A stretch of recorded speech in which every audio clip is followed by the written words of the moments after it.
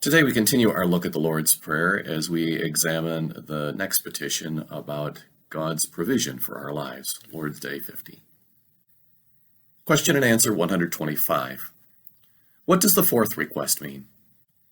Give us today our daily bread means, do take care of all our physical needs so that we come to know that you are the only source of everything good, and that neither our work and worry nor your gifts can do us any good without your blessing. And so help us to give up our trust in creatures and to put trust in you alone.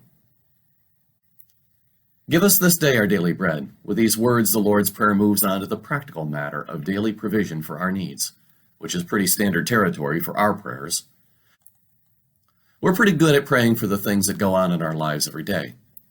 For tests at school to go well, for safety in travel, for relief from allergies and flu bugs, for nice weathers for picnic and birthday parties, for marriages to get fixed and people who have hurt us to realize the error of their ways, for wars to stop and leaders to be wise. All of that stuff fits pretty nicely into the category of praying for stuff that faces us every day. But the Catechism presses us to think further about this when it adds, take care of our physical needs so that we come to know that you are the only source of everything good.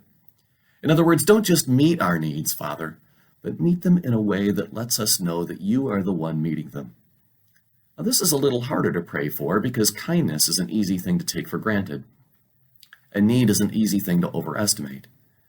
In a survey a few years back, people making $25,000 a year replied that their life satisfaction would double if they made $55,000. But research indicated only a 9% difference in the actual satisfaction of those who made that much. See, no one ever wants daily bread. We want to know where our bread is coming from next week, or next month, or next year.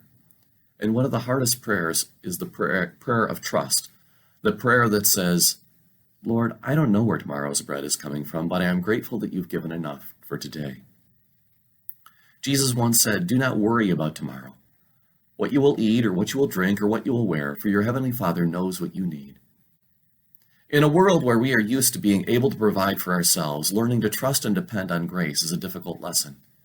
Yet this is exactly what we are to pray for, so that our trust may not be in ourselves, or in our gifts and work and worry, but in the blessing and provision of our Heavenly Father.